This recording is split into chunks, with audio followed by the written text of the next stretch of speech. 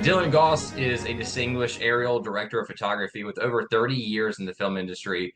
Born in New York and raised in California, he grew up on film sets from the age of 10. Goss developed a love for making movies early on, joining the camera department while still in his late teens and eventually finding his niche in aerial cinematography by 1996. Goss has worked in 50 countries across 6 continents, contributing to more than 100 feature films, including additional photography for Dune, Blade Runner 2049, and Sicario. He has been a trusted collaborator for directors of the likes of Denis Villeneuve, Lana Wachowski, Shawn Levy, Neil Blomkamp, and Alex Garland, and has worked supporting Oscar-winning cinematographers such as Roger Deakins, Greig Fraser, Darius Kanji, John Toole, and Dion Beebe. His extensive film credits include Dune and Dune 2, Black Panther, Wakanda Forever, The Atom Project, Don't Look Up, Free Guy, Avengers, Endgame, and Infinity War, one of my favorites. First Man, Spider-Man Homecoming, and No Way Home. Goss's technical expertise and creative vision have made him a leading figure in his field. In addition to his film work, he has contributed to countless high-profile commercials, with his work featured during marquee events such as the Super Bowl. His career is a testament to his dedication and innovation in the art of aerial cinematography. So welcome to the show, Dylan Goss. Thanks. Thank you so much for having joining me.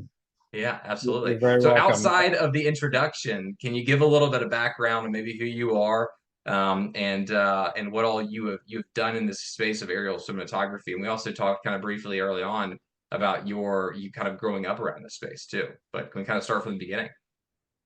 Absolutely. Yeah, that's quite, when you see the bio all printed out, I mean, all that stuff's accurate. I'm also someone who's found their way. I'm a film nomad. You know, I came to Los Angeles as a kid. I didn't have a choice. My family moved here. Got in the film business kind of reluctantly. I think I swore at the dinner table I would never do what you guys do, you know, to my parents, and ended up in it. And even in the movie business, I think it took me a long time. Maybe I feel like compared to other people, if I had to guess, it took me a little longer time actually working on sets and being, you know, in the business to find a place where I felt comfortable and found a space to do what I want to do and blossom into the stuff that I'm happy to talk about, that I'm proud to talk about. That's like, hey, yeah, that's cool. I worked on that movie and I contributed this. That's recent. You know, I've been doing this since I was a teenager. I'm not a teenager anymore, so it's been a journey. You know, I love it. And you mentioned your family's was in the industry. Can you kind of talk a little bit more to that? What roles did your parents, both parents, father, mother, play in cinematography and the yeah. film I industry? mean, I grew up in New York. My dad was in publishing. He had a pretty storied career there, working for Esquire and a magazine called National Lampoon. At the time in the 70s was had all kinds of characters on it that were the people you'd see on like Saturday Night Live back in the day. So, you know, he kind of uprooted all that. You know, for me, I had like this childhood that was kind of idyllic. I'm living in like upstate New York. We had a stream in the backyard and throwing rocks at each other. And then I moved to North Hollywood. You know, North Hollywood's like I'm under a freeway and Right. I don't know what to do. And you know, it's because he wanted to get in the movie business. And my dad was very talented in the sense that, like, you know, I mean, regardless of what he did at work, I recognize this skill or talent that I think people are like, oh, he was lucky. Yeah, he just pivoted and then ended up landing on his feet again here, you know, and was you know, I was a kid. He said he was going to come out here. He could always draw because he Right. was in art school. So he was going to work on like movie posters, I think was what he told us. And I don't know, you know, I was in the fifth grade, came out here and that was fine. And then he ended up pretty quickly art directing a movie that was animated, a movie called Heavy Metal, which is to some people like this cult classic, but it's crazy adult animation, kind of like is adult comics and stuff that I was around as a kid, watching all this animation process. And then, you know, his second movie was Ghostbusters. So he was an associate producer on Ghostbusters. He was an art director on that as well. And A yeah, childhood favorite for I so grew up many on that. people. Wow. Yeah, I don't think we realized it. I mean, we grew up with this stuff. It was just kind of funny, there was all kinds of random stuff. But I remember being like, "Hey, I want to see what this funny job is that you do," and took me to what's now Warner Brothers. It was the Burbank Studios back in the '80s. I'm in grade school. We went back there and I went to visit a set, and there were all these streets that were tarped in and black, and definitely had like a movie being made back there. Turns out it was Blade Runner. No idea. So kind of So had that you, around. Yeah, yeah, so you were around it in elementary school through high yeah. school. Did you at any point, or I guess at what point did you decide, okay, I'm gonna be in this industry. I really want to be in this industry, or So did you have a desire to do something completely different for a while? yeah, it was nothing to do with this. It was like my parents would come home and talk about work all day, so I Yeah, wanted to do something else. And it makes a nice little story. Yeah, I was on the set of Blade Runner. I worked on yeah, Blade Runner 2049 many, many, many, many years later. And that's kind of an interesting bookend. But for me, it was like, I don't really want to do this. And it was a string of like summer jobs, which were great. All the yeah, people were really cool. You meet these people who have interesting backgrounds. I mean, I got to I don't know. I Xerox scripts one summer, in the office and would make errands. I was a PA basically for years. It's like in high school, that those ages, and I never thought I was going to do it. So for me, like my journey was sort of getting in. Now it's an interesting color. It was in the '90s where I think I learned the word nepotism later after that. But the idea of having, I'm a white guy with a white dad producing a movie, getting put into the camera department, being told this is the new camera assistant. There was a lot of resistance. Maybe not for the reasons there would be now, but back then even it was just hard to get in the camera department. People worked years to get those opportunities, and right. I was privileged. I got that opportunity, and I don't think I took advantage of it really. I mean, the thing I will give a real credit to is the people on the movie sets adopting me a little bit, and everybody there has this component, or had at least. There wasn't a lot of guys who went to movie film school. There were guys who all ran away to the circus. So Right. I was another lost, like the part of me that wasn't sure that I wanted to do this. I feel fit in with the misfits that were there, and people took me under their arms. Older men and women. And I was literally the youngest guy on set, and they would be cool to me and kind of like let me find my way, but also teach me the things like you need to be here on time. You need to do this for your job, and things that weren't readily apparent to a 17 or 18 or 19-year-old kid, who Right. got this for no reason. So I grew up. I mean, I literally grew up in that environment. I don't mean it like I grew up like I got older. Like they taught me how to be an adult, where I wasn't learning that at home or at school. I didn't mow lawns for a living. I had to show up when the call sheet said 6:42 call time. Well, that meant 6:42. It didn't Right. mean around 6:30 or 6 or 7. They made me paint the shelves on the camera truck the first couple of years, which God bless them. I mean, that's what I should have done. So I had an interesting beginning, and I wasn't in a place where that was immediately what I wanted to do. It was never like, oh, there's a part of this that look, you get on those sets, and there's an awe that you can't escape. Right.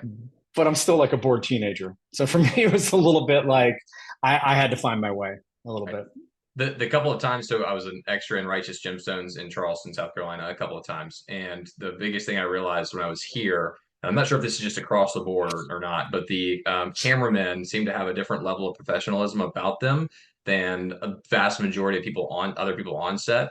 Everybody was very serious the entire time. They didn't, I mean, obviously they took their own breaks, but while we were filming, I mean, they were on point the entire time. Is that obviously in the industry? Is that pretty typical across the board? The cameramen seem to be a lot more disciplined than others on set, or is that just kind of an experience that I had on set here? The top trades that are on set that are placed in that camera and camera grip and electric, Mhm. and the vanities that are there. I mean, these are all professionals, but Right, there's a pride I was taught from the earliest age. I mean, I can remember there's no waiting on camera. So that no waiting on camera is something that you're taught coming into it, and yeah, the camera department does whatever it can to be. There's always something else being prepared, lit, built, brought into set, but that camera is in place. Those guys are on time, and there is an ethos in the camera department, to have your S together, have your stuff together, Yeah, you know, absolutely. and take pride in that. And there was a real pride. I understood then, even when, I wanted to get into the camera department. I mean, like I said, I had this kind of,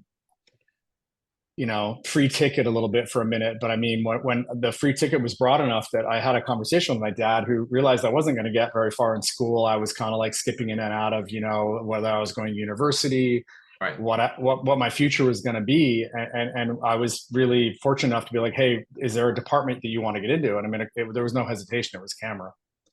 So So you, I take absolute pride in being a member of Local 659 since the right. 80s, and just those guys are the real deal. And as are the brothers that you work next to in Grip and Electric. I mean, there is a real Hollywood movie crews. The film business is spread around the world, but we're the best. I love it. I love it. So you obviously grew up around it, doing odd jobs throughout high school into the kind of the college years or post high school years. What did that look like for you and really kind of progressing into or furthering your career in this space? What did you do after high school to really get you to where you wanted to be or where you are today? It was a little bit of a journey. So I learned the ranks of the camera department. For me, like I said, growing up, it was a lot just for me to be, I mean, honestly, just to be a young guy who is making his own way, having Yeah. his own apartment and doing his own stuff, right? So I got the chance to progress after years of being. I was a film loader. We had film back then; it wasn't digital. Um, Eventually, if you're a film loader long enough, you'll become a second assistant, which is the next rung up in the camera department. And they have kind of tiers, and it is a very tiered system. And I think it was even the exact same tiers exist today. There's not a film loader; it's a digital loader, but you do have like sort of a hierarchy. You go up through, right? And I went through those roles, one by one. I was a second assistant, a key second assistant.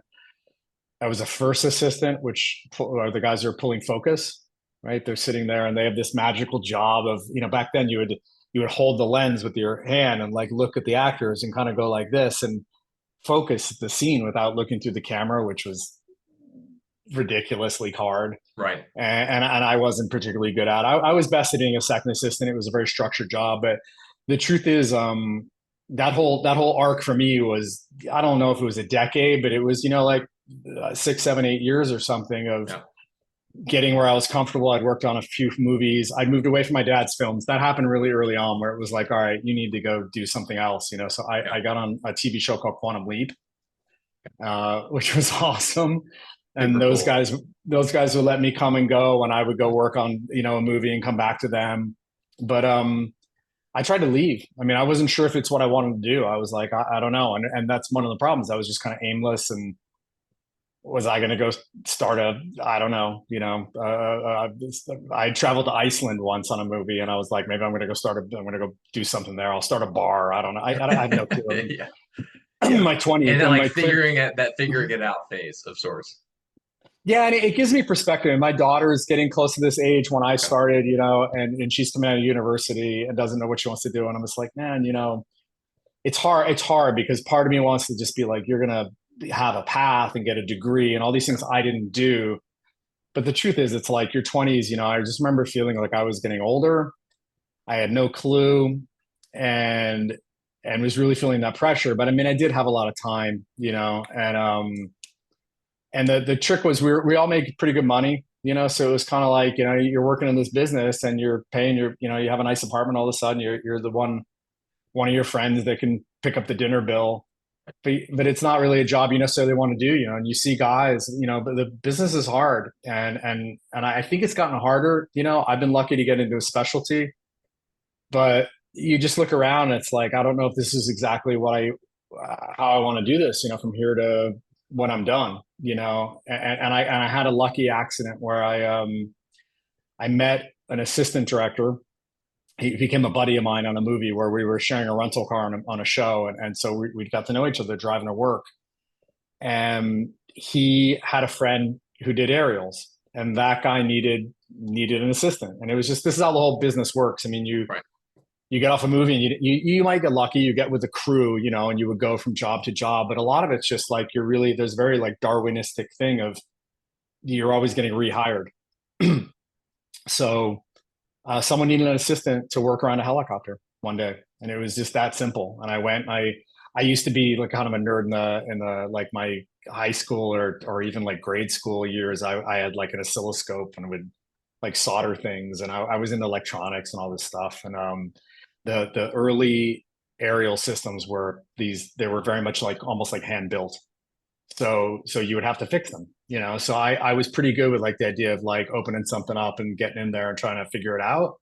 Right. And that was a good match. So I did an aerial assistant job for one single day in 1996.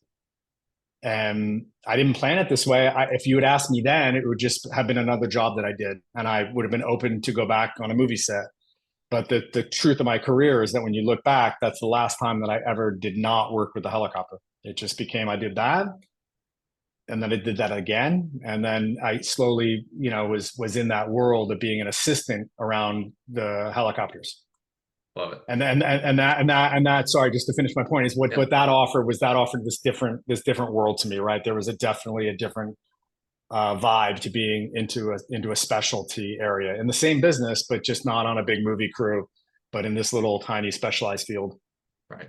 My comment to like finding it out in your 20s is probably the reason I started this podcast was to figure it out in my 20s up to a certain degree, right? Learn a lot, learn lessons from different people, talk to different people to get a better understanding of, kind of how people's life experiences have gotten them to where they are nowadays. And so that's a kind of a great segue into really why I was like, we're on the conversation call today to have this conversation is to really better understand what else is out there for people too. So I feel like a lot of people oftentimes silo themselves into something and they don't ever think they can get outside of it when there are so many opportunities and so many different directions that you can maybe potentially I take. think the other one, just for me, I mean, outside of this podcast, we can talk about movies, but I mean, I just Yeah. remember turning 25, nothing to do with anything that we're talking about, just Yeah. feeling like the world was over. It was Yeah. like I'm 25.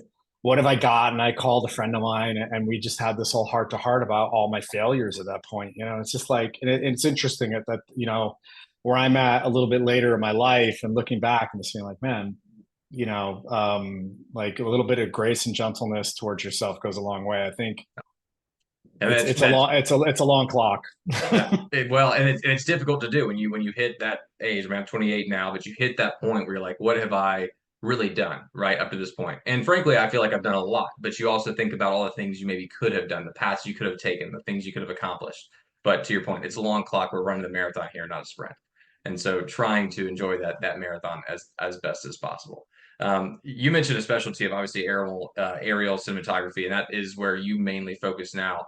How many specialties are there in the camera space, right? Like, how many different directions can you go in cinematography in general? And I guess, have you seen a huge progress in aerial cinematography since when you started in it to now with drones, technology, everything else? Great question. I feel like the specialties are almost like, multiverses. Like there's as many as you want. I mean, look, obviously there's things that come really to mind right away. There's a guy you call when you want to shoot an underwater shot. Right. Nobody's going to get on their scuba gear. They're going to call somebody, right? The aerial thing kind of works like that. I mean, there are times where, oh, it's a simple shot. We'll just go do it, But I mean, I think either for the safety concerns or just it's like there's a certain meter burning. You brought in all this equipment and stuff, and you want to bring in someone who's going to maximize your dollar at that moment, minimize your risk, maximize your results. So those are obvious, really clear specialties. But people do miniature photography. I think even within camera work, I mean, the whole thing is a world of specialties, right? I mean, you have guys who get hired because they know how to shoot a rom-com, and you think like, why is that different than an action movie? Well, it's because they need to get this thing going. It's actor oriented. Let's light this set really quickly. We don't want to mess around. This isn't Blade Runner. This is something where we need to make 10 pages of dialogue, and we want the actors to have a chance to have fun on set. So it's someone who's going to work quickly, right? And be fun, keep the set exciting, because the DP, way more outside of my role. I can't speak to my own job like this, but I mean, everybody, I think, on a leadership position, but really a DP on a set is setting the tone with the director, right? And you get someone who's relaxed and who's calm, or you get someone who's stressed out, and those things are going to translate to how the whole vibe of the movie is to work on. And there's clearly people who specialize in action films. There's a reason why when I go around shooting like really wham bam, like big, we do all kinds of stuff with the helicopter. But one of them is like we show up and we're the 10th camera, when a car is flipping off a bridge. That's like a really, I think it's what people think my job is all the time. And it's a section of my job where it's doing these large, like second unit action units. That's a whole industry When to the movies to are the itself. ones they are that you've been a part of, I think everybody's thinking action all the time. I So don't do as much. I don't do as much as you think. I mean, I do them, but I mean, like I yeah, haven't shot all the fast movies. I've worked on some, but like those guys that you see on that, like I just worked on the Fall Guy, and that was that. Those guys are like that's their world. You show right. up, and it's like all stunt people on that world, So it's like there's so many ways you can slice it down, and I'll say like I think that's a thing. It must be. I think it's. I speak about it in terms of the film business, but it's pretty generalized, right? I mean, to hire someone who's suitable for a project. Like I work with the pilots I work with. I've been lucky where um, I've gotten to a place in my career where I fly with like I wouldn't say the same five people. That's a big list. I fly with the same like two or three people. There's a lot of risk, and you want to know each other, and there's only so many people at that level of the game too that are getting these phone calls, right? There's a market in North America and there's a market in Europe, um, and we all know each other. But like what I'm getting at is even in those two or three guys, and same with my job, like there's a few of me, right? There's not a ton of guys that I compete against for a movie, but obviously there's other people who do what I do. And I think when you're lucky, there might be like a personality fit, or there might be something where you're hiring something where the skills that you have are a given. I mean, it's like I obviously understand my equipment and the tools, and it's a really weird specialty. But when you've gotten to a place doing that, me and the colleagues that I have, we all know this equipment.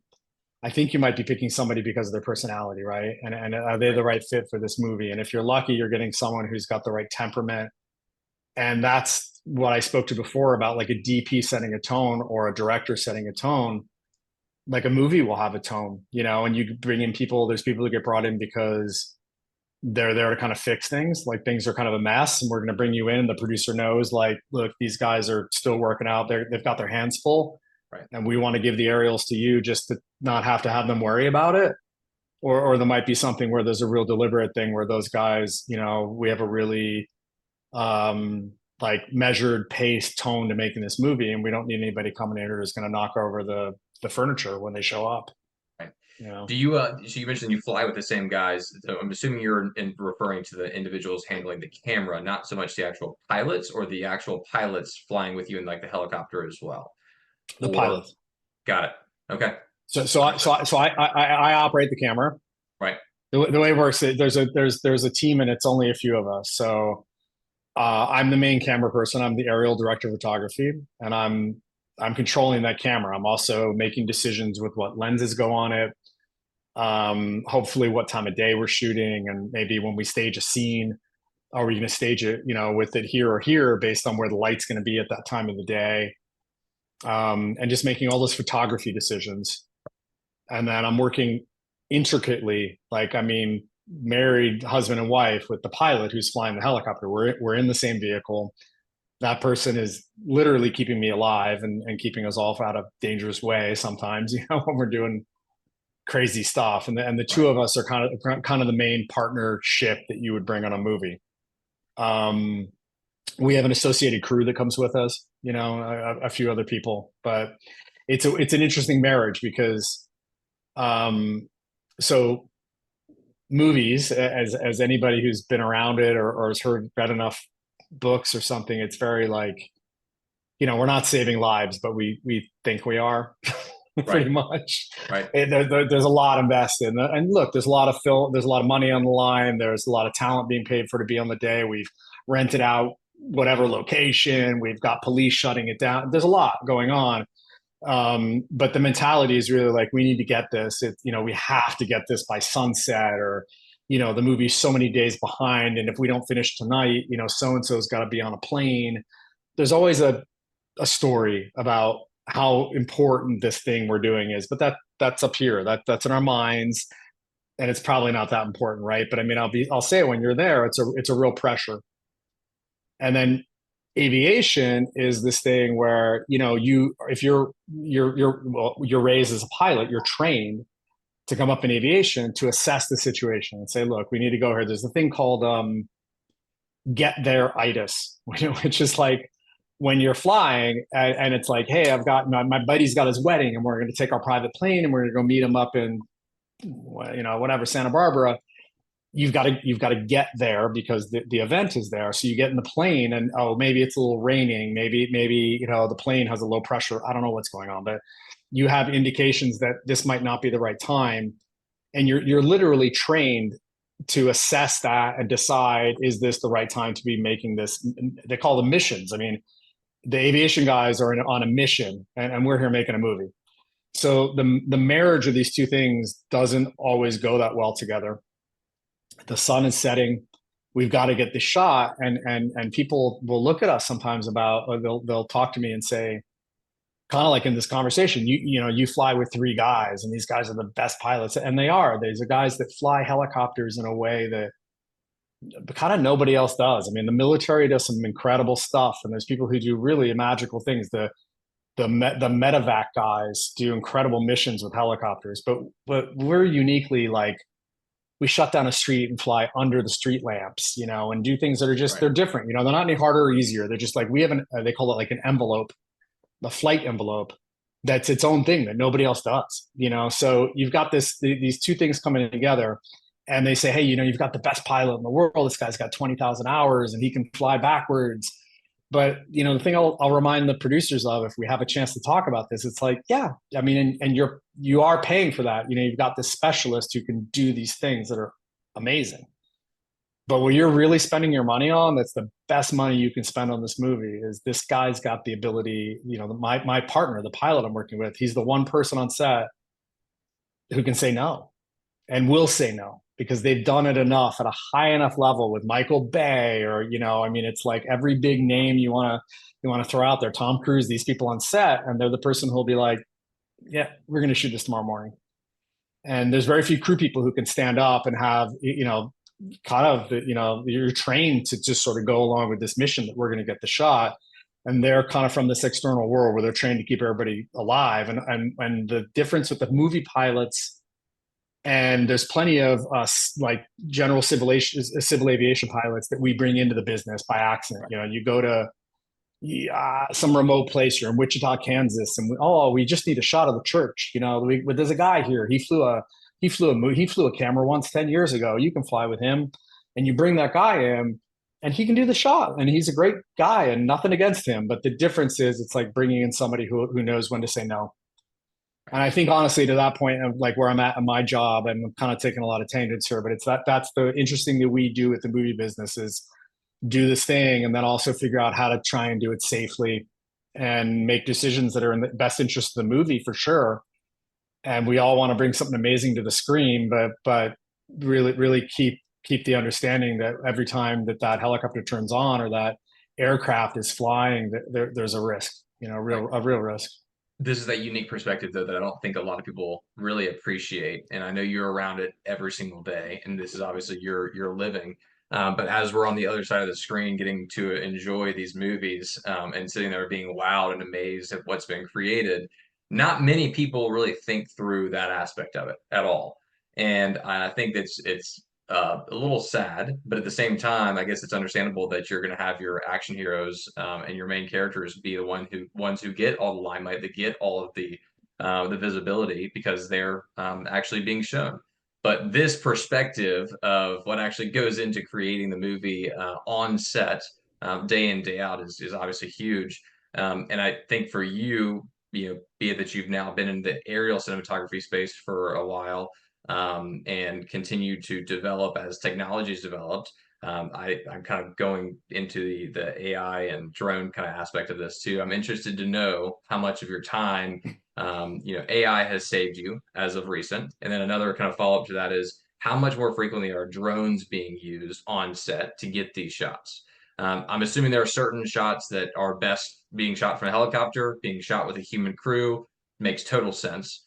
But how much of this is being, how much are drones being used now, and are you seeing it kind of cut into that niche of aerial cinematography heavily, slowly, or what's kind of the pace of that progression? I think they fully cut in at this point. The thing that I'm actually relieved to say is that at this point, I believe drones have maximum saturation, which is big. We went from being something where when I came up in this in Los Angeles, we had like 15 people doing my job. I was probably number 15, aspiring to be number 14, when I got into this, and it was a big field, right? And so now I'm talking about earlier in the conversation about there being three guys. And part of it's my perspective has changed. There's more than three guys. I mean, I'm looking at it from uh, like I call them 9-digit movies, like these blockbuster movies that I'm happy to make my living in, and it's got its own advantages. Right. To be in that world, right? But the truth is, like when you step back, drones, they have a place. And what the reason I'm relieved now is that there was a long period where I think everybody was trying to assess what that space was. So it's been a minute, maybe a decade ago when they were on the cover of Time magazine, right? It was like drones were the man of the year. I think I'm pretty sure that was an issue, and they were just going to take over everything. And from my perspective as a guy who's taking a phone call, hopefully every day or every week about a prospective project or a shot we want to do, it really shifted where it was like, you guys are done and this is all going to be this. And what's happened is over the years, you now have I work for the same people. That it's a fairly insular business where I see the same directors.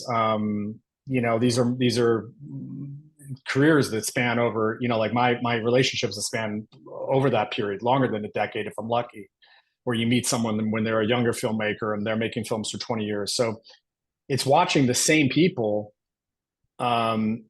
get a chance to use all the new tools, right? It's this new thing that came out, and understand what a drone is good at.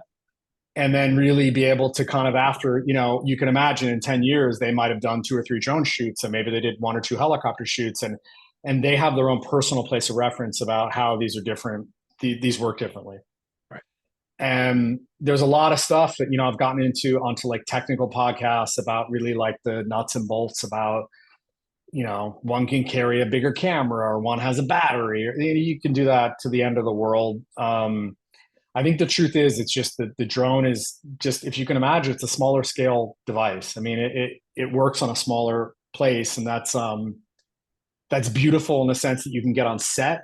I think I mentioned to you, one of the things that it's replacing is our cranes, like big cranes. Like back when I started, there were these like, I don't know, like 100-foot cranes, like really long things called an Aquila crane. I'm not sure they're around anymore. I don't know. I'm off in my world with the helicopters, but like this sort of like, between here and there, between 0 and 300 feet, there's a real place for them. And getting close to an actor, or getting the camera down an alley, or something like this. Like we used to do that with helicopters. Crazy stuff. We would hang the gimbal that would go on the helicopter. We'd hang it from a cable and fly it down that alley, and like take an immense risk and things that we don't do them anymore. There's no reason to. There's a drone. Right. So they have a place, right? But then to me, it's not like there are some obvious places like, hey, we can fly around a whole city in a day, and we don't run out of fuel for, in the scope of things. We have an order of magnitude more flyability. We can take a lens that's on Dune that's literally, I can't stretch my arms on the camera big enough, but we take a 40-pound lens. I don't think it's that in the end. The more I talk about this subject, the thing I see in my world, I'm being hired by ASC cameramen, Oscar-winning directors. They understand this intrinsic difference that the movement that these tools do, a helicopter works, it weighs tons and it has inertia, and the scope of the movement it's doing are different. So, if you want to film something like the Golden Gate Bridge, the skyline in Manhattan, you don't want to do it with a hummingbird, right? You want this big eagle, this prehistoric thing that can swoop a long way and really slow down and come into things. And I think like it's like those strokes. And on the Dune movies, Wadi Rum it's inconceivably big. I really had a hard time wrapping my head around this filming area that was like dozens of miles large, covering that in a helicopter, not just logistically covering it like, hey, I can fly from A to B. It was giving it service with a lens that can make moves that are cinematic moves. That's a difference that today those are two different tools, right? And that's how I really break them up. So Dune 1 and Dune 2 were both same, I mean, same filming area, or were they split up between locations? Uh, they were both. You're both on right counts. So Okay. both of them were shot from my point of view and doing like bigger exteriors, right? I mean, Right. they shot stage work, right? That had nothing to do with this. That stage work was in Budapest at a place called Origo. They shot in Jordan, which is Wadi Rum, which is there I'm talking about, Right. which looks a lot. I don't want to say a lot like, but it has commonality with something like the Grand Canyon, where you have these cliffs and these walls. It doesn't have that snaky, hey, there was a river here feature. I mean, it's just like incredible to me, like skyscrapers that are out in this wilderness that's different. And they shoot the Star Wars movies there. I'm not a super familiar with that franchise, but I mean, there's plenty of people who go there and shoot, right? So that's Wadi Rum, Right. red rocks and tall and flat ground in between it. And then we shot in the UAE in Abu Dhabi, and there's an area that's a national park in the UAE that's between the UAE, between Abu Dhabi and Dubai. That's huge rolling sand dunes, as you'd imagine, right? In Dune. Right. So we kind of had like the wild expanses that were shot in Abu Dhabi, and then more of the cliffs and the walls. The whole city of Arrakis is physically set in real space, actually, in Wadi Rum. Like we discovered that in the first movie, where the spaceport is and where like where these actual buildings are, and got to learn those, taking the lead of Denis, doing scouts and air scouts. And as we would photograph things, this became apparent. I mean, there was a great process on that movie of that's kind of a throwback now, unfortunately, in a way. But I mean, it was just beautiful. I'll just talk about how beautiful it was. That Denis has a real dailies process where we shoot the footage one day, and then that night you're done shooting and you go to a projection room. In this case, we didn't have a film projection. We're shooting digitally, but we had a lab set up by Technicolor. We go into this lab, or Photochem did this one, sorry. And you go into the lab, and it's all the department heads. It's Greig Fraser's there, Denis there, his producer's there, and you watch the footage from the prior day. And all of us, the filmmakers, coming together. I mean, this is an old film tradition, right? As you would go to a projection room at lunch, and at lunchtime, you would see the developed negative from the night before would come through the lab, and you'd project it in a dark room with everybody, and you'd sit there in silence like an audience and watch it. And there's an emotional connection to this where and you're all invested, and nobody's on a second screen doing something. I mean, you're Right. there. And he really had this process, and it's brilliant, because you go into this room, and by the time you came out, it's small steps. I mean, I'm not saying that, but you do this and you watch this stuff, and you'd have a new interest in something, and he liked something that he saw. So the next day when you go film, you had that new information from him and what he was looking for. You'd see something in dailies and be like, wait, that could be, that could be the refinery, this place you saw. And you go look up your stuff and figure out where you were flying, and you know where to go back and shoot these other scenes. And that interactive process is something that previs and Zoom and things like this, have kind of eroded a little bit. And it's very much alive on his movies. Yeah. And he's done a phenomenal job. Dune 1, Dune 2, between the two, I'm assuming you worked on both of them. We already know that. Which one was maybe more enjoyable? Which one was a more interesting experience? Can you kind of talk to each one of them? How are they the same? How are they different?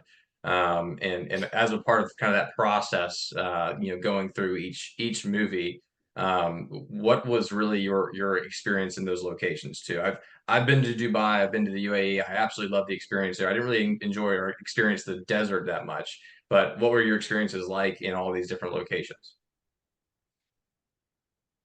There were different movies for me. I mean, I think I got to experience it maybe like the audience a little bit. It was brand new for me the first time. I mean, I went out there and I remember my first time being in the country of Jordan was on a tech scout. So they've already scouted locations. Denis gone out with his minimal crew. It's been 6 people. His production designer with his director of photography. That's about it. Producer, and they get an idea where they want to shoot, right? And they frame that out. And then at some point, when it's time to like, hey, we're going to make the movie, they do a technical scout, which is where I'm lucky enough to hopefully be involved in it. And I don't always get that. Actually, to be fair, on a lot of my aerial stuff, I don't even make that cut.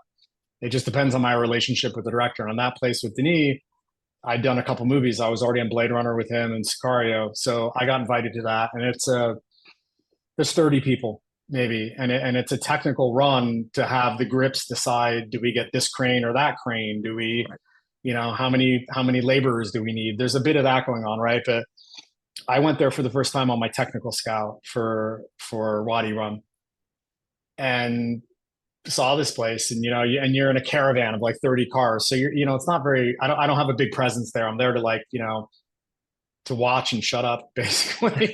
I get in 10 days I could have about 3 questions, and then it's like too much. We got shit to do.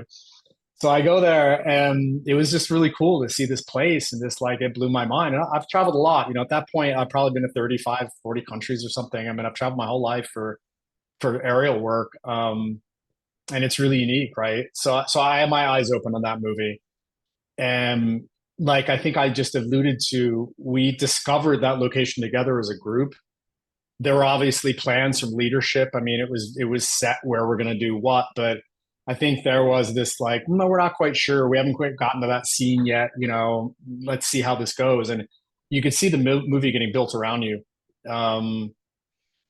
And by the time you're done, my last days on the first Dune, we do this thing with the visual effects guys where it's like colloquially we call it scanning, right? So it's they've got all these shots that we have shots we know we're going to do, and we've shot them, right? The thing goes here, this goes here, and you put the lens there and shoot it as you would imagine, right? I mean, I'm not trying to over explain it, but there's this idea of when they leave, that's it. You've shot what you've shot. They're not going back, and they're in post production now for a year. So we at the end will often collect like general assets. So what that would entail is like shooting just backgrounds of things, and we do the scanning process. It's photogrammetry, where you fly over mountains or anything over any kind of shape, and you shoot it with the camera with all these different angles, and it's like almost nonsense, just like bzzz, all over the place. Yep. They can feed that a computer, and they can make a map out of it, basically, right? They make a point cloud. And the idea is if they get a question, request from the director, 3 months into post-production, we need the shot that nobody envisioned, they have enough material where they can stitch that out a whole fabric, basically. Right. So my point is, when we left Wadi Rum, it was like, not only was it saying goodbye, but I remember making jokes because we scanned the heck out of that place to the point of we're like, I guess we're not coming back on Dune 2. Like that we shot everything there was to shoot here, right? So that's the first movie for me. And that movie comes out, and it was unexpectedly, I think a little bit, they were cautious. They have a whole book. There's plenty of movies where when you have a story that big, you shoot all of it, even though you're going to release half the book in one, like what they did, right? One movie was half the first book. Right. But you might shoot that whole thing anyway and decide when you're going to release the second one, but you're there on the ground. Let's shoot the whole thing, right? That wasn't the attitude there. And I'm not really, it's not my pay grade to understand those decisions, but there was a sense to me of like, well, let's see how well this does, right? Like, let's not just keep making these movies. We don't even know if the first one's going to be a hit. And it was. So all of a sudden we're on a plane, and we went back to shoot the second one in a kind of a rush. And I remember going back and thinking like we've done this. And I'm like, I wonder what's different. I'm like, well, I read the book. Like, it's not that different. It's the same places. And you almost kind of expected them to make up some kind of I don't know. And I just expected something to be a little changed from a plot point or a clear instructed point. We went back to the same stuff, but as much as you can take the same crew, we had all the same people. I was working for the exact same heads of department. I mean, it was like literally out of 20 roles, like 18 of them are the same individuals coming back. So there's this great familiarity which helped us jump into it. But the approach from Greig and from Denis Villeneuve and from Fraser, couldn't have been more different. It's like Greg. I work for a lot of guys who are really renowned. I've worked for Roger Deakins, and his work's unbelievable. And Right. Blade Runner, I feel like you could print any frame of that movie as a poster. Literally, you could stop the projector and print it as a frame and put it on as art on your wall. I can't speak highly enough, but like Greg, Greg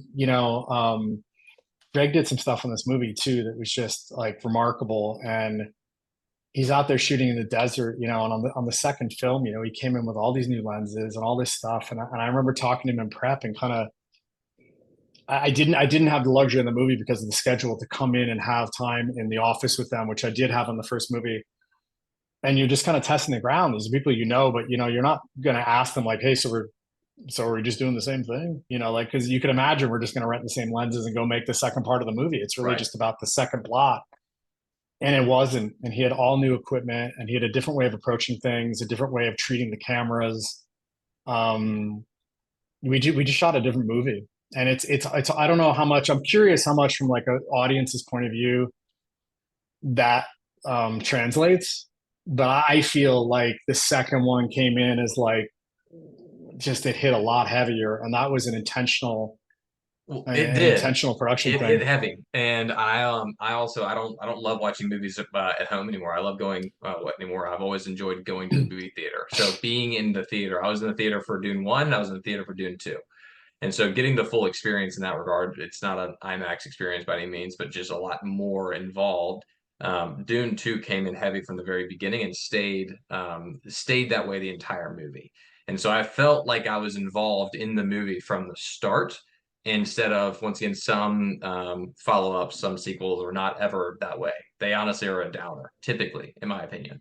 But this one was frankly it got better going into the second movie, and it just makes it even more exciting looking forward to the future of Dune because of how impressive the second movie was. And I'm not just saying that because we're on the call, but I think every single person I've spoken to, though, has literally said the exact same thing. Where we all kind of went into it thinking, oh, it's a follow up. It's going to be okay. There's no way it's going to be as good, and it was just as good, if not better, than Dune One. I love that. So, I love so, that. so y'all did a That's phenomenal a job. I'm sure you've heard that a lot, but it's a testament to Denis and yeah, his whole team, and that he, like I'm telling you, like I'm just trying to be as honest as I can with you on this call, because yeah, I'm far enough down the ranks where it's like I can just be like, I don't know, I showed up and we kind of did the same thing. I don't know right, how much I would really honestly vocalize that 110%, but I mean, I'm trying to give you the sense that and it's safe now that the movie did differently, right? right. But in my heart of hearts, I was a little bit open to like, okay, great. It's, like we all work in a freelance business. I'm happy to go get another 3 months work in the desert. And Yeah, it was a job, and it was nice to see friends and stuff. And you got out there and you're like, oh no, like they're bringing it. And my experience there was different. And that point of like leadership I talked about, and how, anybody who's heading a team, and certainly on a movie crew, the director of photography, the producer, there's a few people on set who can really set a tone for what your day is going to be like. right. And it was pretty exceptional. It was a really great experience. Well, it sounds like he brought it, which is fantastic for you all. And you mentioned 3 to 4 months. How long are you typically on set for these things? I mean, does it just depend on the movie? And I mean, is that 3 to 4 month time period sound about right on No, average? I wish. I mean, you're right. It depends on the movie, but Okay. that's an exception. Yep. So the Fall Guy, I was in Australia for 42 days. Okay. That's a big movie for me. Dune, I'm sure I was on location for about that period of time. I did 2 trips to the UAE, one trip to Jordan on the second movie, and then I would go to the offices in Budapest, have meetings. So I'm going to say 40 or 60 days or something. I mean, a fair amount. But But if you contrast that with the working crew, like the guys who go first up in that credit roll, there's a reason that I'm below the caterer. I mean, honestly, but all these guys is because those people did the whole movie, and the whole movie means like a lot. They can be on these things for 6 months, 9 months, a year on right. location. I'm always relatively a day player, even a movie like that where I feel like I had a huge contribution. I mean, relative to my range of involvement can vary. I just worked on a movie where a couple like last year I was in Quebec. Uh, I got on the plane here on a Thursday. I came back on a Thursday. I just went to Budapest. I came home yesterday. I was gone for 8 days. A lot of that, 8 days, 12 days, Still feeling four the jet lag a days. little bit. Yeah, yeah.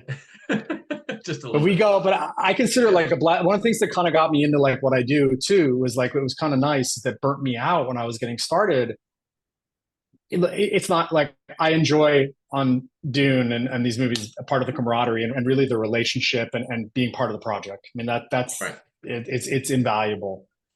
But there's also this thing that's really nice. I mean, when I was coming up on Quantum Leap as a kid, you'd be in some on some set and they've got, six actors on the call sheet and they're all having Thanksgiving dinner or whatever.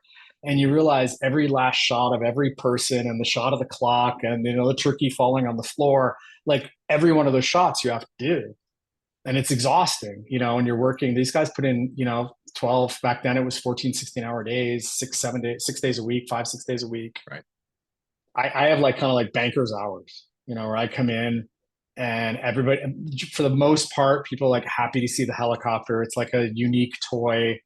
Um, you're showing up when they're doing something interesting, right? They're gonna blow up a building. That's the day you're there. You're not there on the day they're not blowing up the building, right? You come there when you come there when the cliff's going off, the car's jumping off the cliff. I mean, those trips on the Fall Guy. One of the first trips I took, I was gone for 9 days and it was for a single stunt. It was for one take to go down there and shoot one single thing. And that's fun to come in, be part of that. And kind of honestly, at my point in the career, to just be like, yeah, have fun shooting the shot of the close up of the Wiener Shack. Like you don't have to do that, Yeah. You come in and do the fun shit and you leave, So usually my stuff's shorter. I mean, if for better or for worse. I mean, it's a little hard to string together a year at some points in your career if that's your job, but it's gotten to where like I actually really enjoy that part of it. Love it. You mentioned like building a great relationship with your pilot and with other people that are in the helicopter too. Is there an experience like I hate to say like a near-death experience, but is there an experience or a situation y'all were in at some point where things got a little hairy Yeah, on set? Or a yeah, few. Maybe countless. there's a few. I have more than I can relate. Yeah, yeah, we get into stuff. We don't do it often. We do look. We look at. I think anybody in aviation can tell you this. I don't think I'm bringing anything like new to a guy who's going to be on, maybe listen to this, who's a pilot, maybe he's not in the film business, Yeah. and you start the engine on an aircraft, there's a risk. Right. It's just it. You got a propeller running, a rotor running. The one thing that I think is the biggest misnomer that I learned about as like a average Joe and being like, oh wow, that's a helicopter. Um, they don't break, they don't fall apart, bolts don't like pop out of them, and then all of a sudden they're crashing like that. It's all pilot error. I mean, there's obviously nothing's 100% of something, but I mean, like I feel comfortable with statements like it's all pilot error. Right. So what we do is de-risking. We try and take this situation and minimize all the extra stuff. So part of that is me flying with the same pilot. I have a relationship with them. There's no communication issues back between us. There's some understanding that I'm going to get the shot and I'm going to move on. The movie business is famous for doing, we do 5, 6, 8 takes something. We get one we like after 8 takes and we're like, okay, just one more. Like let's a little different, and they keep going. I do 2 takes. I mean, we do one, we think we got it. We might do one for like, hey, here's an option. Because every time that we bring that camera, or rather the helicopter that's holding the camera in proximity to the crew and bringing me in proximity to the ground, there's a risk. So we try and minimize just in the sheer number of attempts we do. I've been involved in aviation accidents, not ones that are close. I mean, I've been on movie sets that have had accidents. I was fortunate not to be in them. They weren't about the filming. Like, I won't tell you that we had an accident while we were trying to shoot something. Right. But there was an aircraft on a movie that had an accident, and that accident was on the last day of filming. After we did everything dangerous for 45 days, and all the risky stuff was out of the way, and everybody let down their guard, I think, and that's, I had a guy yesterday when I left Budapest, the pilot. He's got nothing to do with the movie business. He was flying a big, like it was supposed to be this communist plane. It's called an ATR 42. It's like a Russian Soviet era plane, and it's in this movie that shot in the Cold War. So we bring this guy in who flies these, and we're filming him, and we had one more day of filming to shoot visual effects elements, nothing to do with his plane, and we had just finished 2 days of filming with him. So he's done, he's wrapped. I got one more day of work, and he's at the hotel with me. I'm having a coffee and whatever, and just sitting there at the end of the night and saying goodnight to everybody. And when he left, he said to me, he looks at me, he goes, "Yeah, have a good day tomorrow." He goes, "Keep it safe, last day." And there's this instant moment of like, this fucking guy knows what he's talking about. Yeah. Yeah. Because that's exactly it. It's like those moments where you take something for granted, and it's that idea of like again, back to that marriage of the movie business, right? Where you're moving quickly, and things that we do all day, which is like start that helicopter and take it off from a parking lot. There's a lot of risk in that. Even we're not doing the fun stuff. We're not right down next to the car.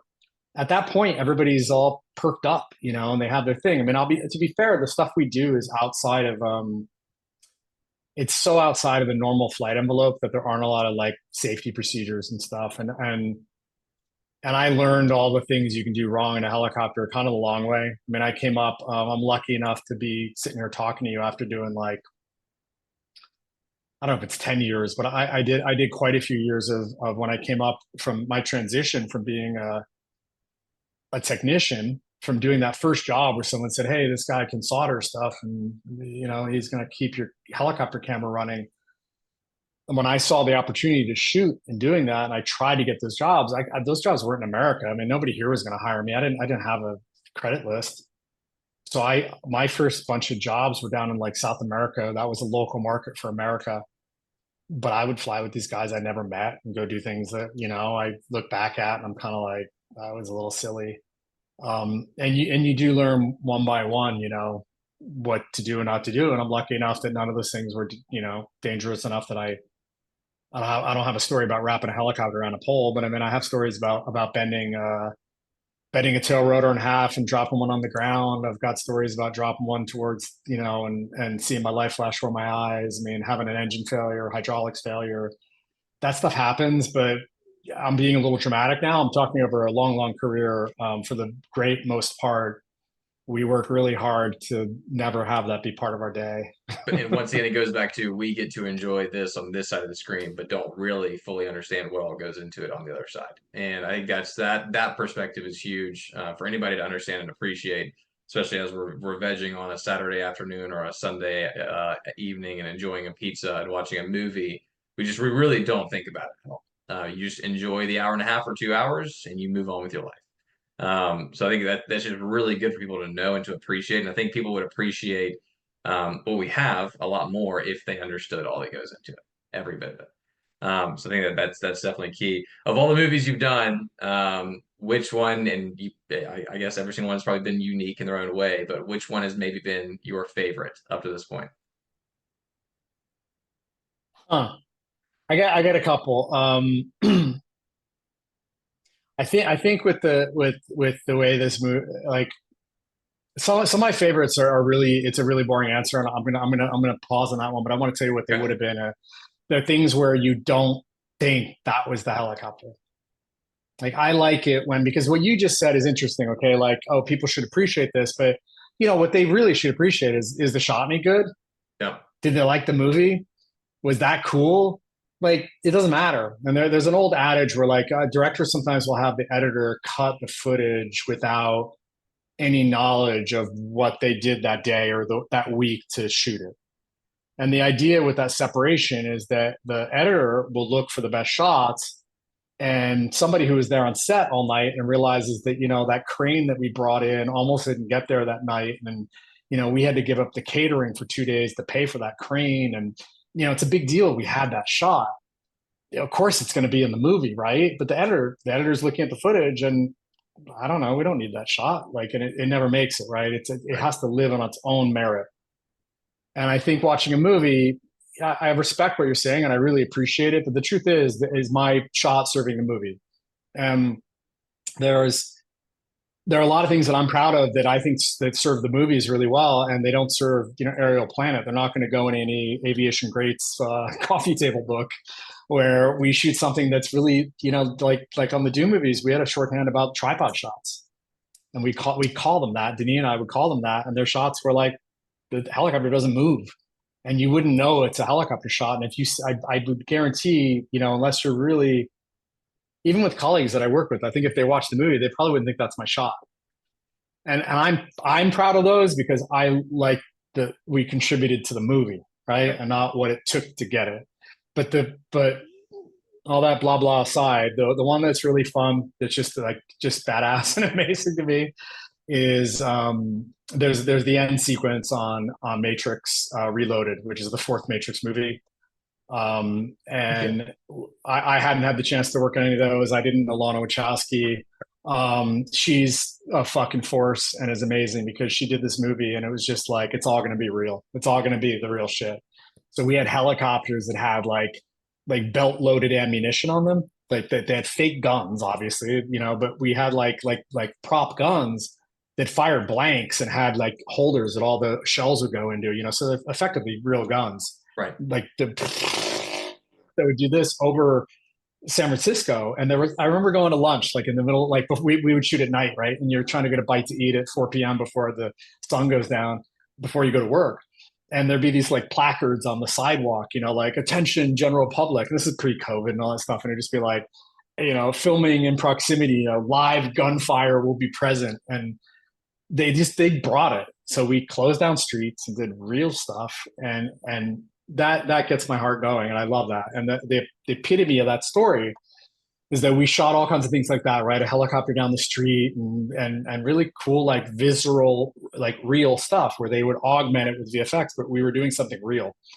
And we were practicing a stunt. When I was brought on the movie, it was like all super NDA and they wouldn't tell you anything. And they had this stunt where they were showing me like stunt guys jumping off a container. They had these shipping containers in a shipyard, and these two people were like flying on these wires like they do in the movies, like, well, with like the little descender rigs, they're called, right? Like, and they're flying off and they're jumping and doing this stuff. We're like, oh, I think we're going to shoot that. It's like, okay, I don't know, I'm busy making the movie. And they cut to like when we get closer to our scenes, they bring us up on one morning for a technical scout, and they've got this rig set up 60 stories up on top of a skyscraper. I think it's called 60 Montgomery is the name of the building. It's a 60-story building in downtown San Francisco that has like shit on the top of it with cables. And you realize the stunt that I've been seeing in a parking lot is like going to be real. They're going to jump like stunt guys off of this building, like in downtown San Francisco. And we're there because we're going to film it.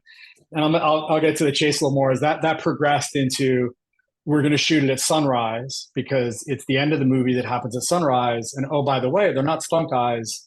It's going to be Keanu Reeves and Carrie-Anne Moss are going to jump off these buildings. And we're going to shoot this, and you're going to film it in a helicopter. And we're going to shoot it high speed, right? So that's like hundreds of frames a second where everything you do is hyper recorded. And we want the sun to be behind them. But instead of like any other movie now would have a light back there or would do it in post or I don't know what, they've calculated where the sun's going to be on that exact morning behind this shot. So like they've lined up the whole thing. So for 6 minutes, the sun is going to be where it's going to be at 5:57 a.m. on a Saturday morning. And we all would show up there, and these guys jumped off the top of the building, and we would try and get those shots. And we did that repeatedly for like 3 weekends.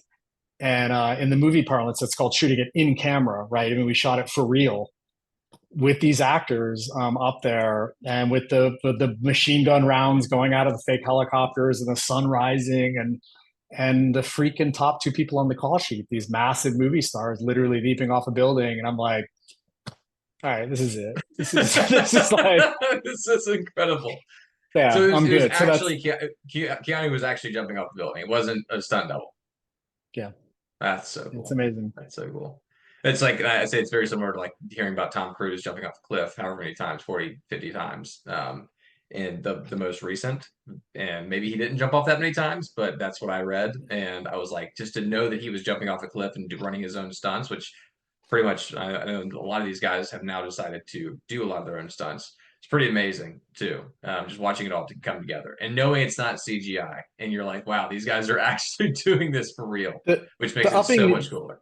the upping the ante part was when she made it clear that she visioned the scene the way she wanted. This frame was like there was going to be a big sun, backlighting these guys and two silhouettes going through that sunball, and that was all going to happen for real. And Right. just kind of doing the math in your head about like, are you fucking kidding me? Like we usually do this stuff. There's some component Yeah. that takes the pressure off of us, right? The buildings are fake. We would be doing it in a ship. Normally you do it in a shipyard and they jump 50 feet. It might be the actors, but the Right. sun was going to be put in later, or this was going to be done later. But the whole damn thing was for real. And I'll, like I said, I started this by saying giving credit to her, but she was very much like, this is the only way we're doing this movie, and it was pretty cool. That's Right. fun. You got like, just from like a professionalism perspective too, and I know I talked about appreciating it on our end. All you said earlier was that we just wanted to get the right shot for the movie and for in order for the show, and like that kind of go back to the talking about professionalism in the camera space too. It seems like everyone I've met and or spoken to in this realm, very few, frankly, but my friends that are in camera and film too are the exact same way. Everyone's very serious about what they do and getting the right shot and producing the right shot. It's not at all about them. It's about the production. It's about what they're creating, and it's a very selfless way of looking at it, and it's incredible. And I wish more people were like that. But I'm just kind of curious to know: is that the vast majority of camera people, or is that just some of the people I've met like yourself that seem to be as selfless about what they create and do? It's the whole department. Cool. And on this level, I'm fortunate enough to see it's really a small community where and I'm not going to say on this level. I want to take that back because it's like it's not that these guys are different than other people. What happens is you get into little cliques. Yeah. So you work on certain movies, you see the same guys. If you do reality TV, I'm pretty sure you see the same guys. If you work on scripted comedy, you see the same people. People get into kind of like genres, I think, but I've been fortunate enough to be in this like feature world where the same people I've worked with my whole career. And there's a lot of pride in that. And there's guys who it's like there's family names, there's generational talent in this. We've been fortunate enough to open up the camera department and get a lot of fresh blood and people in it, but they're all, I think, really early indoctrinated. I don't know if that's the right word, but I mean they're really impressed with this idea of yeah. I mean we're there to serve a vision, right? That comes down from the Right. director and the director of photography, and not to take ourselves too seriously too. The best people I love working with will be the first people to make a joke about what we're doing and what a joke this whole thing is, or how we all joined the circus, or Yeah. I can't believe we're getting paid for this.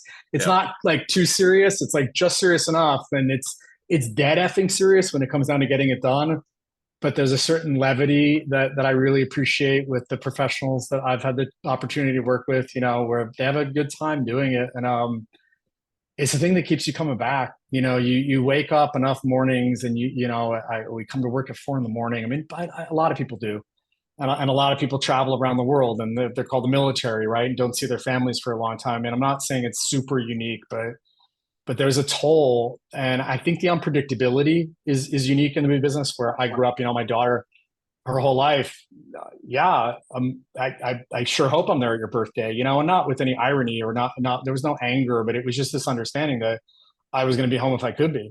Right. But this is what I needed to do first. And it's the way this job works. And there's a lot of sacrifice in that sense. So I have a lot of respect for the people who come to this, but kind of keep it palatable and keep it fun, Right. but foremost serious. It's like the movie crews, these guys, it's like it's a very interesting operation, where they go in there and get this unique thing done, and all it changes every day, right? That's what keeps you coming back. So it's a really unique space. I mean, I really do feel fortunate, and all this like happy story about what I found in my career. I've had so many moments where I'm like, geez, God, I could go sell commercial real estate or like just like what else could I do, Uh, and I've had a few moments during some of the work slowdowns and stuff where I put my foot into something else, and I woke up and I was like, I don't really like this, or it's kind of boring, or maybe I thought I liked it, like, oh, this is cool. I don't have to hope for this job, I can just wake up and do it. And I thought, maybe I should, this is why am I bothering with that?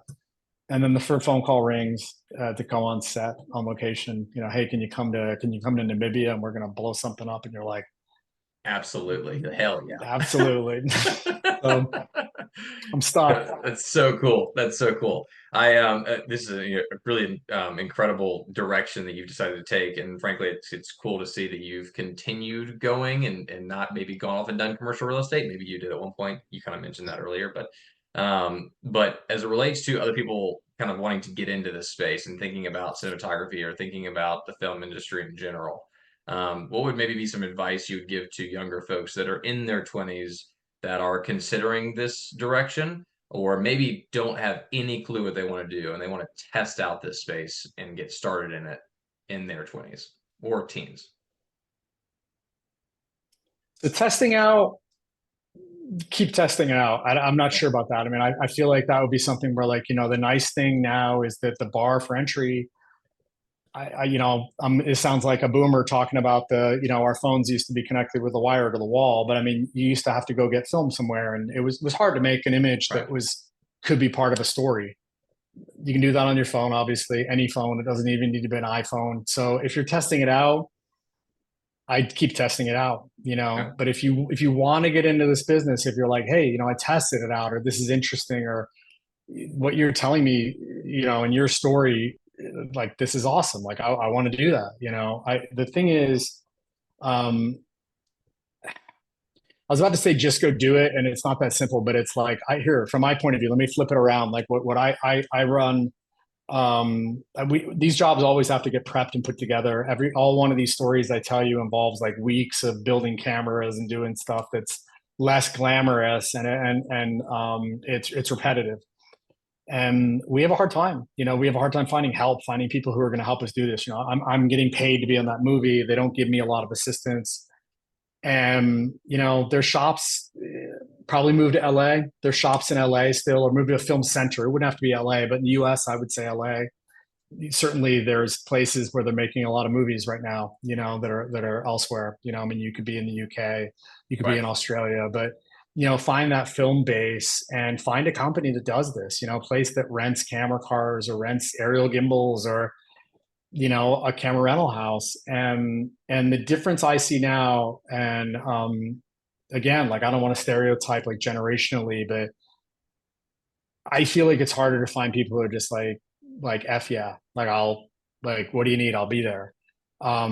We've interviewed younger people to try and get help at one of our rental companies, and they're looking for a job and they want to know what the health insurance is and all these questions they're really good questions, I think, you know, as you continue something. But on day one, it's like, where do you need me? Like, I don't know. Like, I got a screwdriver. I'm going to show up in the parking lot and help you put that thing on. And that sense of enthusiasm of, like, you know, we worked together. Maybe they came and helped you till midnight on something, on a project. They were lucky enough to hit you up on Instagram and you said, sure, come out there. And you worked all night. And it's like, all right, thanks a lot. Shit, we got to be back here at 4 in the morning. You want the guy next to you who says, like, great, I'll be here at 3:30. What coffee do you like? And that little thing that's got nothing to do with talent, it's that drive and that desire. It's still, yeah, to me, it's always been, I felt like it's what a lot of us did to get in the business. And even after I got past my nepotistic shit, like, I had to basically just be there and be like, all right, like, I'll do it. Like, what do you Right. need? Um, as much as you can bring that attitude, I think that attitude really separates you from everybody else. And I don't want to poo-poo film school or poo-poo all these things. There's so many things I could have learned in film school, or I could have learned even paying attention more when I was lucky enough to be on set as a young kid around these cameramen, and like, sketch things and take notes. But I think the biggest thing that got me anywhere was just kind of a willingness to jump in there and do it, you know. And people see that. I see that. I have plenty of people who are around us who go, "Ah, that's pretty cool. You know, can I come back next time you're filming something?" And then I Right. never hear from them again. So it's like that persistence would be the first step I give you, and the rest of it, just don't worry about. You'll either figure it out, or you'll figure out it's not what you want to do. You know, it's an incredible case. Like, our business is an incredible case of Darwinism, where, you know, if you go like where the generations just cycle and cycle and cycle, we all find our next job sometimes. Like I was telling you, I go away for a week at a time. So every month I'm out of work every single month of my life, you know. twice. I'm out of work every single day of my life. So you get to a point where you can survive those cycles because you're doing something right. So my point is not anything about me. It's that if you come in and try, the business will select you or not. You'll get brought in and you'll see people that you find a kinship with, and trust me, you'll fall in love, and you'll be just fine. And all you have to bring is yourself. And that's kind of one of the beauties of the film business, that you walk around and you look on set and you go to get a coffee at 4 a.m. and it doesn't have to be the camera department. It can be anybody. The guy, I don't know, it doesn't matter who it is. And you talk to them and they've got an interesting story. And we're a group of people that I feel are have all kind of fun backgrounds. So just go for it. Love it. So in regards to reaching out to or connecting with somebody, connect with somebody like yourself, reach out to somebody who's had experience. I think the biggest thing for me too is if I'm interested in something, it's typically I reach out to somebody who's got experience in that space, and then go from there. Would you maybe recommend that people start reaching out to folks that have, are experiencing it currently, maybe at lower levels, higher levels? How would somebody go about maybe getting into this as a younger individual? Should they reach out to you? Should they reach out to somebody on LinkedIn, Facebook, Instagram? Kind of do what you mentioned earlier. I don't know how big the barrier, how like what the tolerance is for getting like digital fodder, right? That I'm gonna get like an email from a guy. Yeah. I prep my equipment out of a company in Burbank. Yeah. If you wanted to go show up there and say, hey, I'm curious what your equipment's like. Do you mind if I come see it one day? Well, then your opportunity is not really the fact that you did that. Your opportunity is when you come out there, you bring a sandwich for somebody, or I don't know what you do that make you however the hell you want to stand out. You take some nice pictures and email them to me a couple days later. Like that, it's that personal connection. But I would aim as high as you can. Like you go to the top, because what'll happen. I did some spec commercials, right? Which are like, what they are is they're trials, right? They're like student films for commercials. A long time ago, when I was going to have my daughter was going to be born, I was not making it in aerials. I mean, I was doing okay, but I was nervous that I was going to be a dad, and I only had so many days a year, right? And I saw this opportunity to direct commercials. I'm like, I'm going to do that. And so I went out and did these trial commercials, and I borrowed some film, and I got a story from an advertising agency, and I got all these favors together. And the one thing I learned in that process was that, it was just as hard to ask for a favor from a little company, like a little editing company that nobody had heard of. And it was actually easier for me because I was scared to ask somebody who wasn't as accomplished for a favor, because I'm like, well, they're more likely to say yes to me because, we're closer I felt like I was closer to them. They were less unobtainable. And it wasn't. I got as many no's or yeses from those people as that when I started asking the company 3, who's the top color company in the world now, does all the color, negatives for every movie. They do all the timing for all this stuff. They're a huge entity. They did my color of my trial film. I went to huge studios and asked for the favors, and it was just as hard to pick up the phone. And the barrier was just as difficult. I just wanted to be as scared, and I dialed the number back in the old day, and like 6 times and hung up. Right. But the truth is, like, I got through those people, and what happens, and I didn't go super far in that. I directed like 15 or 20 commercials, and that business got really hard for me. But I learned something with that, of just kind of like surrounding yourself with the people you want to be around. And there is some advice to, you can move up in your. I feel like in the movie business, it's quite simple. Maybe simple is the wrong word, but there's a possibility to always go to a higher position. You can be a PA who's going to be a coordinator, who's going to be an assistant location scout, who's going to be a location manager, who's going to be a production manager, who might be an assistant director. Like, who knows what those jobs are, but they keep going one direction, right? Right. And you go up, and maybe you have a short film in your back pocket the whole time, and then you're telling people, the producers you're around, hey, I got this movie I made. Here's a link. I made this 2 months ago with my buddies. Can you look at it? Well, all those people you want to make that the best group in your mind that you want to be around, right? If you want to go create, unscripted, like reality television, you love Survivor and this thing, it's like, well, go work for fucking Mark Burnett. Like, find the people who are those people who do those kind of things and be around them. If it's live television or sports, it's like, I don't know, the most you can go be around the Super Bowl people. And I'm not trying to make it sound, oh, that's easy for you to say, but there's so much energy in getting your foot in the door, period. It doesn't matter what fucking door it is. Like, it's going to be just as much work to go hit up somebody nobody that's doing horror movies that are C-rated movies that barely make it into any kind of video distribution as it's going to be to hit up Amblin probably. You're still going to have to stand outside somebody's door, wave at them, beg them for a job, cleaning coffee cups. But when you get in there, now you're surrounded by these people, and the blessing I had, which, I'll be fair, was a privilege that came from my family to get into the movie business at a certain level. But when I went out on my own and I did that first aerial day, it wasn't my dad's movie. It was just a call that I got because I was a technical nerd who'd been around these people. But because of the fact that I was kind of in the network, the guy that I did that first aerial job for, the very first pilot I ever saw on a job, I knew who he was. There were only so many people back then. That's the guy who started the company that I now rent equipment through. He built the camera systems that we now work with that are called shotovers. He's like a legend in our aviation business, and just getting into that pipeline of working around these guys. I'm lucky enough to say, oh yeah, I worked with this handful, 3 pilots. Well, I Right. was kind of like focused already in that group. So I would aim your sights as high as you possibly can with your own job being as low as it possibly needs to be.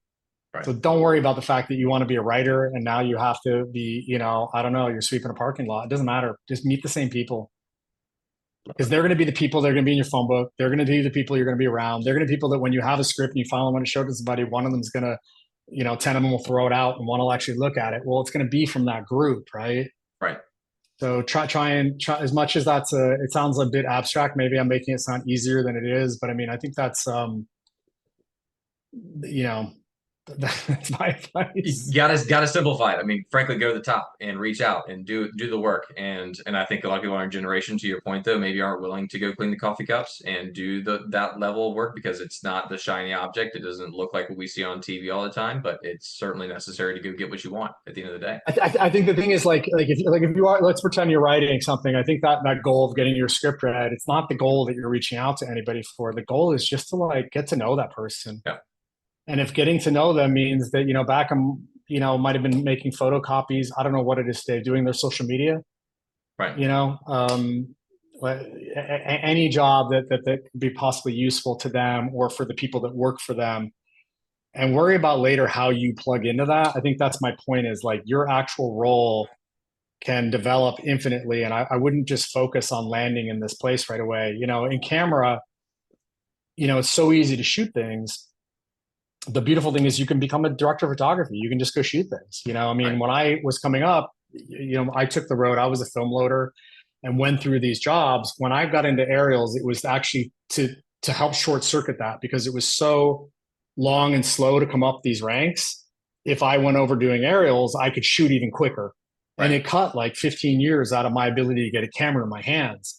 It's very regimented, right? That regimentation, to some degree, I think is gone. You can go shoot something, but I don't know if that means that needs to be the way that you meet people. I think it's like keep shooting something, like for all means, like hone your craft and take advantage of the fact to not have to do this other work or make that a prerequisite. Go make Right. these films, but just go make the contacts on any basis whatsoever. And I do feel like, as honestly as I hate to say this, but like as a fucking older guy, like one of the things that I see is when someone's just willing to just show up and dig a ditch with me or for me in front of me and doesn't really care.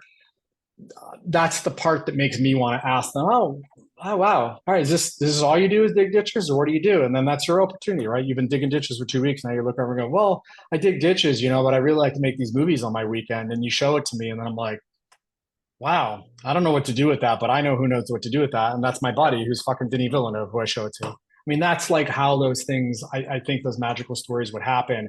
The spark doesn't have to be at stage one. Just go be around the people you want to be around if you I love can it. possibly do that. Yeah. Absolutely. Well, there's a lot of different areas I guess we could kind of delve deeper into tonight. We probably could talk for hours about a number of different topics. But I appreciate you kind of going through from early days to now and telling your story across the board. And I think it gives people a good understanding of kind of the work that you put into this and also, how much goes on behind the scenes for the movies that we enjoy on a daily basis. Of those topics that we discussed, is there anything that we maybe didn't hit on or that you want to cover a little bit more before we wrap things up tonight? I know we're already at a little over an hour and a half, but anything else that you want to kind of dive deeper into or just share that might be beneficial to people that are listening? Additionally, Wow. I know it's so open. You want to give me a prompt? I mean, yeah, I could I give another prompt, but it's okay. No, I feel like we talk about this stuff and I'm speaking from this place. I really enjoy like that circus aspect. Like we have a lot of funny stories to tell maybe, yeah, or maybe like a lot of my job, honestly, from my heart, like, isn't that interesting? And you're out there and you're in a airport at 4 in the morning again. You want to tell like the story of the sun setting. Um, I think the business we're in is really hard. We're going through a lot of changes, and I feel like, the young people that I meet getting into it have a harder road in the sense that I do. That it used to be like, I think once you made it into the movie business, you got inside of those ranks that were basically union membership and maybe a couple credits behind your belt. You were kind of on your way. And right. I feel like it's a bit harder, and I do respect things that we're fighting for that have been lost. And I think there's a lot of things that are really nervous making in terms of uh, film productions happening all over the world now. There's not as much of it in Los Angeles. Um, I think what I would just say, sorry, if I'm trying to bring more. I didn't start out saying this, but I feel like I'd really make sure your heart's in this to get into it. I think it's a beautiful business, and I think what we do is really remarkable and amazing. But it's just like I gotta feel like there's better ways to make a living if it's not where your heart is. And I think that if it's what you really want to do, and there's something that's calling for you to do this, it's amazing. There's nothing like it. But it's only gotten harder, and you know, I won't. How about this? This is probably my own story, but my daughter's in her senior year at UCSB, and my only rule is that she's not getting the movie business. So I'm not trying to dissuade anybody, but it's like I would, it's there's a lot of upheaval happening in the business, and I think it's a younger person's business, and I'm excited to see what other people bring to it. But I don't think it's going to take the form that I was able to witness. I was able to see these really beautiful things where I can look back at books about the making of Dr. Zhivago, and Lawrence Arabia, and I can connect to these things, and they're different, and we have visual effects and we do these things, but it's kind of the same process, and I feel like it's wide open right now. So I'm more curious to see what other people. I'd love to hear what someone who's getting in the business now, or even honestly, even 10 years from now, would have to say to me, when I'm long done, about what their process is like. I'd be really curious about that because I feel like it's a big period of upheaval right now, and our business is not the most stable. I mean, you look at I don't know, people are becoming registered nurses, or EMTs, or I don't know. We have a shortage of electricians and plumbers, and there's jobs that I think you feel are going to be fairly stable for a period of time. We're in a really volatile area right now, and I think it's exciting. It's fun. If you have the heart for it, go for it. But I mean, I would just sort of check your own temperament for that kind of upheaval, because I feel like it's only just begun in a positive way. Like I said, I'd Yeah. love to talk to somebody down the road and just see what a magical joy voyage it was for a kid who's 10 years old right now, gets in the movie business out of college and has to tell me when they're 35, right? And I'm just listening to their stories. I bet it's going to be beautiful. It's just I really think it's going to be we're in a place like in the I don't know what I'm trying to do. It's like a The snake ebb and fucking, or flow. like Yeah. everything. We're like the edge of the whip. Like Yeah. this thing is getting upheaved by all the forces we're talking about. That the whole world's getting changed by. The movie business, I think, is particularly susceptible to that. I mean, you're seeing stuff in voiceover being replaced immediately by AI. It's just like it's all right here. And I'm not trying to shake the AI bell. I mean, I spoke earlier to how physical production has a need, and I think we're still here. I just think for someone who's really young, if you ask me to speak to a 20-year-old, or even a younger person, who's maybe 15 watching this, or 10, and is like, that's really cool. The world they're getting into, it's going to be different. I would just sort of test the temperament for being in that forefront, and they're probably going to be the change of this business, because I'm not. I'm holding on, and it's great, and I love the things that we're going through, but it's a lot. You know. and it's It's a changing dynamic rapidly. business. It's a dynamic business. Yeah. Absolutely. Well, Dylan, I greatly appreciate the time tonight. Appreciate all the information, and hopefully, people who are in this space can appreciate this podcast, and people who are considering maybe getting into need to realize the passion and the desire that goes into the work that you do and the pride that you take in your work. So hopefully, people will really appreciate that as they listen to this episode, because to me, it's incredibly evident how much pride you take in your work. So appreciate the time, appreciate you hopping on, and look forward to sharing this with others. Absolute pleasure. Thanks, Cameron, so much for having me. Thank you.